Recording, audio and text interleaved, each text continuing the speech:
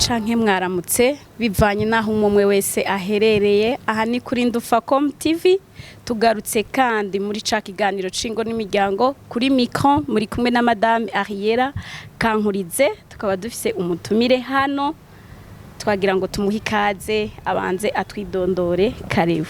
Nanje ndabaramukije canke ndabahaye mwiriwe abariko barumviriza iyi televiziyo Ndufacom nkuko bamaze kumbaza umwidondoro wanje. Jewe nitwa Niyonkuru Fredy, nkaba nsanzwe ndi umushinga ntahe yubatse fise umukenyezi n'abana batatu. Nkaba mu buzima bwa misi yose nsanzwe ndi umukozi w'Imana nkorera imirimo mu ishengero Gerizonde Zame. Hanyuma nkaba kandi nsanzwe ndi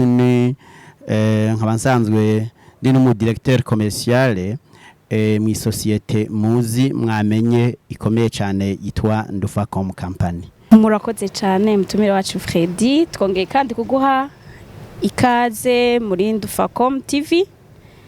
Nkuko babivuze mu mwidondoro wawe, twabivuze no mu ntango yuko turi mu kiganiro cingo n'imiryango. Tukaba twumvise yuko wubatse, Imana yaraguhezagire guha umukenyezi, iraguha n'ibibondo. Twagomba tukubaze Fredy, igihe wotuha itandukanirizo igihe utari bwubake n'igihe washinze urugo kugira ngo dukomeze twinjire mu kiganiro nyezina. Nkuko nayivuze mu mwidondoro ndubatse, hanyuma umumenyesha makuru arambajije ati mbega itandukaniro riri hagati y'umuntu atarubaka n'uwubatse nirihe? Vyukuri hari itandukaniro rinini ku batwumviriza bavyumve. Hari itandukaniro rinini hagati y'utarubaka n'uwubatse.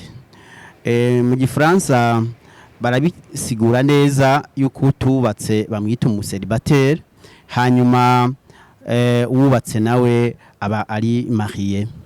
Rero no mu migenzo canke mu mibereho canke mu migenderanire utarubaka ntiyitwara nk'uwubatse. Uwubatse arafise ico twita mu Gifaransa la sagesse, ubwitonzi bumuranga, mu gihe utarubaka nawe ubwitonzi nk'ubwo bataraburonka. Hanyuma kandi abarafise n'amasezerano yagiye arasezerana imbere y'abashinga ntahe bishengero, abakozi b'Imana, eka n'imbere y'abashinga ntahe b'igihugu. Urumva ivyo vyose biri mu bitandukanya utarubaka n'uwubatse. Murakoze. Urakoze cyane, uraduhaye uturorero dutandukanye. Nagomba ndakwibarize, abenshi ntibatandukanya urugo icarico. Woduha mbega insiguro y'urugo? Urugo niki? Insiguro y'urugo, urugo ubwa mbere najyango ndagwita umuryango, kandi umuryango udasanzwe. Urugo ruba rugizwe n'abantu babiri mu ntango, bose bayaze bakumva barafise inshingano zikwiriye zo kurushinga. Hanyuma umukobwa akaba yarafashe izo ngingo mu mutima wiwe, n'umuhungu cyangwa umusore akaba yarafashe izo ngingo mu mutima wiwe. Hanyuma rero bagaheza bakashingirwa nkuko nabivuze imbere y'ishengero n'imbere y'inzego ziserukira igihugu. Aho rero urugo ruba rutangirira ngaho. Kujya munsi wa mbere bakisezerana ayo masezerano imbere y'ishengero n'imbere y'igihugu, baba babaye urugo. Urugo rero rurabandanya rugakura, Imana ibahaye umugisha bakaronka n'ibibondo. Muri rusangi rero urugo rukwiriye ruba rugizwe n'umushinga ntahe n'umupfasoni n'abana. Murakoze. Urabidusiguriye yuko urugo rutangurwa n'abantu babiri, kandi nivyo habamwo umushinga ntahe n'umufasha. Igihe Imana ibahezagiye by'ukuri nivyo hakabamwo ibibondo. Nagomba ndakwibarize ikindi kibazo Fredy, igihe wewe wubaka warabona ingo z'imbere yawe, nibaza ko mu kugira wiyumvire gushinga urugo hariho ikintu coba caragusunitse kugira ngo haraho ko barakarorero kahandi canke woba watwawe n'ubusore kugira wumva nyene ko ushaka kwigira isyeri ryo kwitwa umupapa canke ryo kwitwa nyene ko ufise urugo, woba wiyumviriye gushinga urugo bivuye kuki? Nivyo woba warabonye woduha agatemwanyaje gatoyi ikintu coba caragusinikiye nawe gushinga urugo? Ikintu ca mbere nagira ngo ndakumenyeshe jewe ndi umukristo nkuko nabivuze. Hanyuma nk'umukristo narasomye ijambo ry'Imana rivuga kuri ku rugo rwa mbere rwatangiye kubaho, ariko rugo rwari rugizwe na Adamu na Eva. Imana rero ngo ikirema Adamu ngo arabonye wenyine ko adakwiye, ngo ica yifata imigambi yo kumuronderera umufasha. Nanje rero mu buto bwanje nk'umuntu yagiye ariga ijambo ry'Imana, kandi nkaba uwarerewe mu muryango hariho mama hakabaho na papa nabo twavukana, nagumye mbona ko ntakwiye nguma nkurana inyota yo gushinga urugo rwanje. Kandi si nivyo vyonyene, nk'umusore w'indero hariho ivyo uko utera ukura umubiri utera ugutwaramwo. Hanyuma rero iyo uri umukristo canke ukaba uri umusore warerewe mu rugo rw'indero, ibyo kugira ngo uvyirinde ubikire uca utangira kurondera uburyo bwose bushoboka bukuraba ukuntu woshinga urwawe. Nico rero cankwega kwegeye mu gushinga urugo, na cane ko abavyeyi bacu baduhaye n'akarorero keza, babana neza bakaturera neza. Nkabona rero ko kuguma nitwa umusore bidakwiriye, nanje nkwiriye kuba ufise urugo, uramutse urugo nk'umushinga ntahe. Nagomba ndakwibarize akandi kabazo. Urubatse n'imbere warabonye abari bubatse, uravuze ko wabonye abavyeyi bawe ingene bari bubatse. Mbega mu rugo hoba hariho vyo babishika hakaba kudahuza hagati y'umugore n'umugabo? Mbega igihe habaye kudahuza woba hanura iki ku bwawe? Ubundi bwobwo urugo ni ikintu kinini ya cane, kandi ni projet yagutse, kandi n'umugambi atari wo guta mu ndasa. Icambere nagira ngo menyeshe mpereye ku batara ashinga izabo. Icambere urugo uragwitegurira najyango mvuge uburyo bucanka bubiri canke butatu witeguriramwo gushinga urwawe.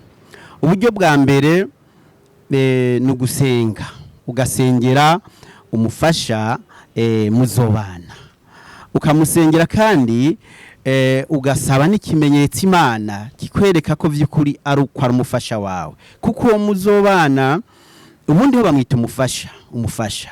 Iyo rero aje ari umufasha aza abigisubizo mu rugo, ariko iyo aje atari umufasha kitwa umugore gusa, uwo kenshi ntakunda kuba igisubizo mu rugo. Rero abakiri bato bakirimo baronderana, musengere cyane abo muzubakana. Ikigira kabiri ni ukurangwa n'ubwitonzi mu guhitamwo uwo muzubakana. Uwo muzubakana ubundi ho biri tubwira ngo na nkawe ukiri umusore, ubundi ho biri tubwira ko arakagufa kava mu rubavu rwawe.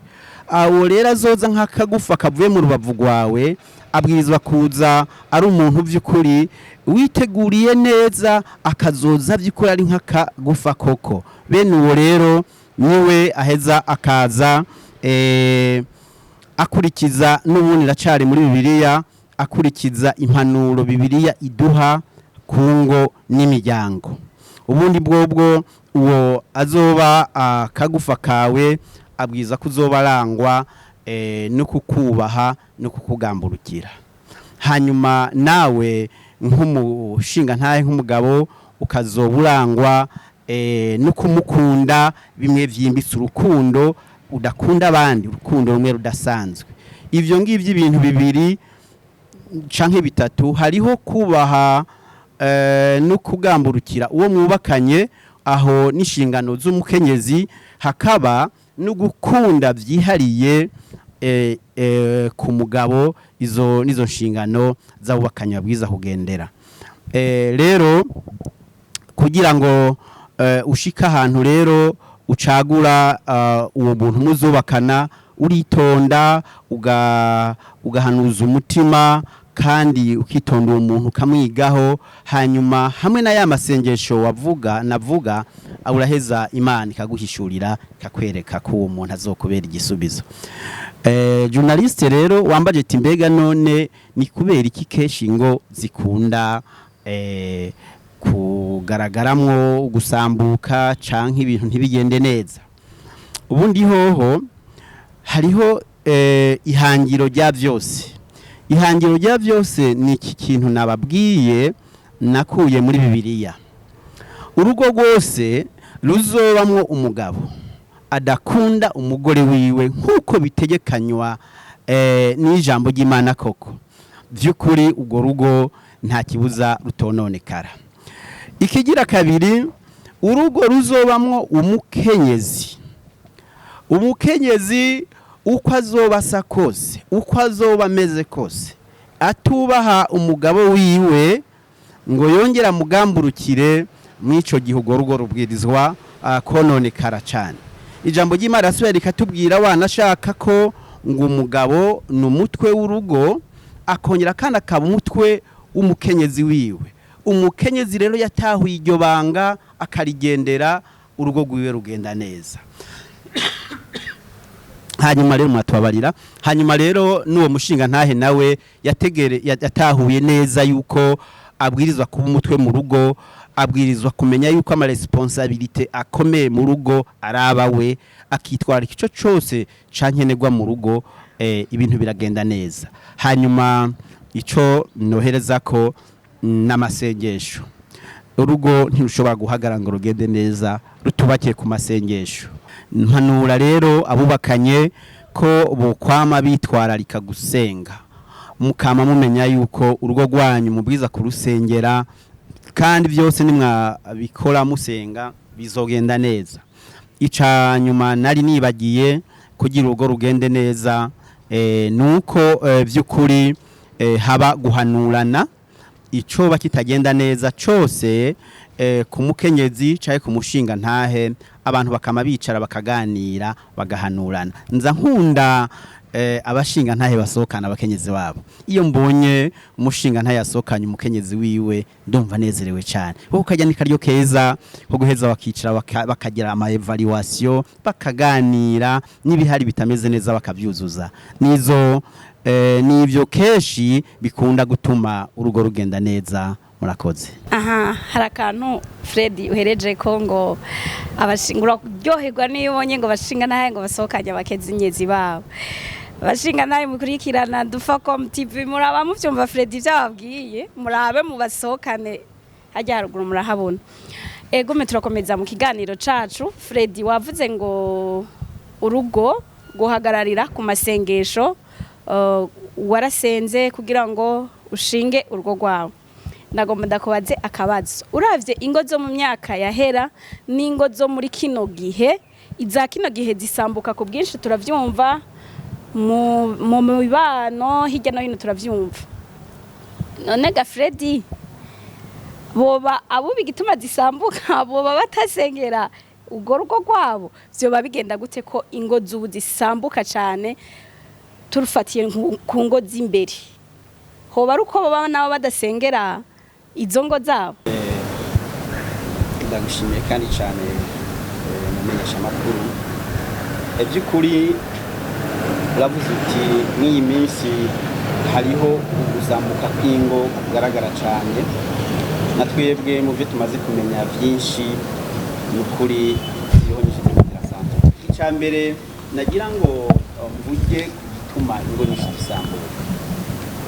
Navuze kw'ingo zubakira ku masengesho no ku rukundo. rero nyango mere kandi kubitira akagohe abatarubaka abariko bitegurira gushinga izabo. Wewe wa musore we uri kurumviriza Ndufakome nk'uyu mwanya, wewe uri kurumviriza i televiziyo Ndufakome canke Ndufakome TV, by'ukuri ukaba uriko urondera umuzubakana, ikintu ca mbere witwararike gusenga, witwararike no gushira mu rukundo. Abakobwa benshi mw'iyi minsi basigaye aho gukunda uwo bazubakana, aho gushira imbere urukundo kugira ngo urwo rukundo ruzo ari rwo rubakira, basigaye bashira imbere amararo, bagashira imbere amafaranga. Ugasanga arafise umuntu yahora akunda kandi cyane, mugabo akaza kwisanga uwo muntu yahora akunda canke akunda cyane ari umutima wiwe ukunda cyane, ugasanga nta dufaranga araronka, nta mahera araronka. Ubwo nyine agaca haza uwundi nawe avumye, Imana agiriye ubuntu, ifite agafaranga keshe, imodoka nyonga imodoka, agaca ajana mu rugo.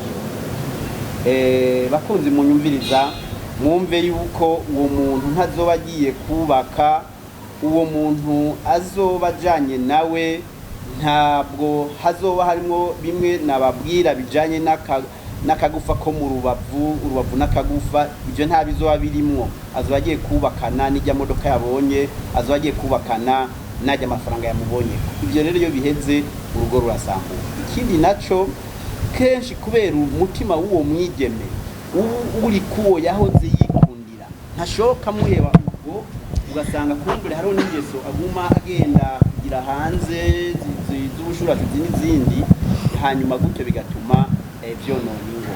Ivyo biri mu bituma ingo iki gihe zisambuka.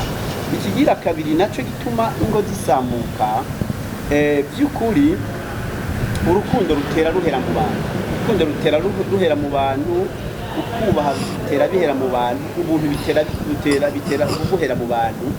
Nkibaza yuko harimo nuko turimo twegereza umuhero w'isi, twegereza impera z'isi, kuko ijambo ry'Imana ritubwira yuko mu bimenyetso byo guhera kw'isi n'ibyo byo gusambuka kw'ingo bizotera biba.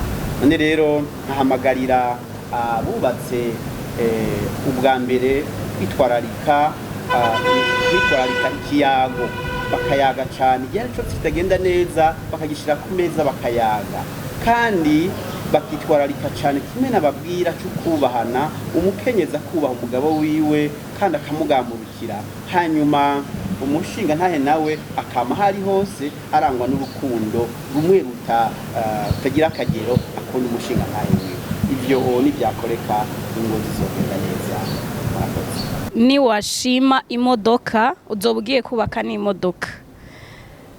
Aho turagira ko tuvuga impanuro kuri abo bigeme bariko barahitamwo kino gihe, araba urukundo nk'uko umutumire wa Ndufakome TV yabivuze neza, aravuga ati ni wahura n'uw'Imana yahezagiye, kuko umutumire wacu iyo bihereye hasi biraduga, iyo bibaye mw'Imana biraduga, ariko ni wajana n'umuyaga, uko bivuze neza wubaka n'umuyaga, biraheza bikagora ko ugo rugo vy'ukuri rugira ifatiro, ugo rugo ruguma ruhendwa na vyinshi, kuko mu Kirundi basokuru baraciye umugani bavuga ngo buraca bugacana yandi, bivuga ngo uno munsi ushobora kuba ufise ejo ukaba udafise.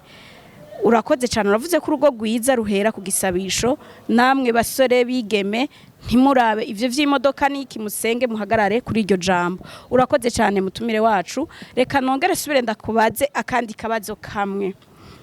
Mbega mu rugo iyo bubatse urugo umugore n'umugabo bigashika bakaronka wa mugisha watubwira ubwa mbere, bakaronka abana, hari igihe abana bagukundira, hari n'igihe batagukundira. Mbega igihe habayemwo umwana agora abavyeyi, umugore n'umugabo bo vyitwaramwo gute? Mbega vyobazwa umwe, vyobazwa bose, vyogenda gute? Woduha uko bo vyitwaramwo, wewe wumva ico gihe bo vyifatamwo gute? Imbere yuko ngaruka ico kibazo c'indero ibiriza guha abana bacu mu muryango. Nagira ngo nsubire menyeshe abari ngo barumviriza televiziyo Dufacom ko by'ukuri ibanga ryo kubaka ari ibanga rikomeye cyane, n'ibanga ridasanzwe, n'ibanga rikomeye by'ukuri. Niyo mpamvu hariho benshi nasanze iyo hagize n'agakoma na gatonya gaca biruka mu babanyi, bakiruka mu batware, bakiruka mu baki. Mpanure abatwumviriza muri Dufacom TV yuko ikiganiro mu muryango hagati y'umushinga ntahe n'umufasoni wiwe arico cambere kizokwama kirangiza ibitagenda neza mu rugo. Ndasubiye ndabibwirira mwebwe mwubatse ingo zanyu n'abimirije kuzubaka, mwumve neza yuko umushinga ntahe ukazobona ico wabonye kitagenda neza ku mufasoni wawe, muhamagare mwicarike ahantu umubwire uti ndagukeneye sheri, kandi muze mwumva ko ako kantu ka sheri karubaka. Muze mubyumva barimo baratwumviriza, bumvira ka sheri n'akabakiri bato, umenya ka sheri n'akabakimwo bararesha, ariko ka sheri nasanze no mu busaza karafasha, karubaka. Rero ukamuhamagara ati karibu sheri, ndashaka tuyage. Kandi abakenyezi mwoza mumenya les moments favorables, nkuko navuze yuko umushinga ntahe yasohokana umufasoni wiwe anezera cyane, nkimbara cyane. Iyo ni strategy y'umugabo aza alo akreya ahantu by'ukuri bayagira, ahantu umushinga ntahe n'umufasoni wiwe bayagira kandi bakayaga bumvikana. Nawe rero umufasoni unyumviriza uriko wumviriza Dufacom TV, wumve yuko iyo bishitse umushinga ntahe wawe ukamubona akantu katagenda neza, ntuzane ibintu by'iminkanyari ngo utangire kumufata kutari ko, wibagire kumukurikirato, wibagire kumushuhiriza amazi, ahubwo ibyo bandanye ubikora cyane gusumba ngaho. Hamubwiye ati sheri ndagukeneye, kwezi urondera hajya ahantu yo bakunda cyane gusumba, hajya ahantu hamunezera cyane gusumba. Muhashitse uheze umuyayi umubwire ibi byose wabonye bikugoye, bikubangamiye, bibangamiye umutima wawe. Ndazi neza muri mwaho hantu muzoyaga mwumvikana urukundo rubandanye kandi rugororeye rugende neza. Ntangarukire ku kibazo umumenyesha makuru yambajije kijanye n'indero y'ibibondo. Ubu ndiho indero y'ibibondo byacu mu miryango iraba twega abavyeyi twese, yaba papa iramuraba, yaba mama iramuraba. Nagira ngo mpanure abashinga ntahe kenshi usanga bigira sindabibazwa, bakavyuka igitondo bahagaruka ijoro, mumenye yuko hari inshingano z'urugo muzo mwarataye. Menya kuzitaha kare umwana atararyama, hanyuma unabaze yuko yakoze deyade, unabaze ingene yiriwe, akubonye nawe nyene aranezerwa. Hanyuma mwazampanuro menga abagabo twamenyereye yuko zibe ko nawe mushinga ntahe ko ari iby'agaciro kuba hafi y'ibibondo. Indero ntabwo ari iy'umumama gusa, indero n'iy'abaturage twese bagiye. Sheri nikarekuriwe abakiri bato. Ubu abakiri bato mutumire wacu basigaye hari utundi tujambo tugezweho, ubu ni ba bebe, babe. Muraba muvyumva abakenyezi bashinga ntahe, muraba ibiganiro vya Dufacom TV, sheri muvyumve ngo katuma begera ahandi hantu urukundo rugakomera kugwira. Na benyene mugabo ngira vyohava, reka tugumiza ko kasheri muvyumve ngo mugakorere ko namwebwe kugira ngo bikunde urukundo rugume rutsimbataye. Akajambo rero kanyuma noshikiriza abatwumviriza kuri Dufacom TV, ubwa mbere ko batarubaka bo kwitwararika, bakabanza bagasenga Imana, bakegera Imana iracagura cyane umufasha. Hanyuma ikigira kabiri naco borangwa n'urukundo, ntukunde umuntu ngo nuko amubonanye ibintu, kuko uramukunda ejo ugasanga vyaheze. Hanyuma uwo wanse nawe kubera atabigira ejo ugasanga ni wabifise. Rero umukunde kubera umukunda ntuze umuhora ubutunzi. Kuba kubatse nabo nagira ngo ndabagira inama yuko by'ukuri inama n'ingingo niyo yubaka urugo. Muze muhanurana kakasheri ntikabure. Umushinga ntahe abonye kitagenda neza ku mukenyezi amuhamagara amuyagisha, cyo kimwe n'umukenyezi nawe nyene abigira nkuko nyene ku mushinga ntahe wiwe, muzosanga vyagenze neza. Imana ibahezagire.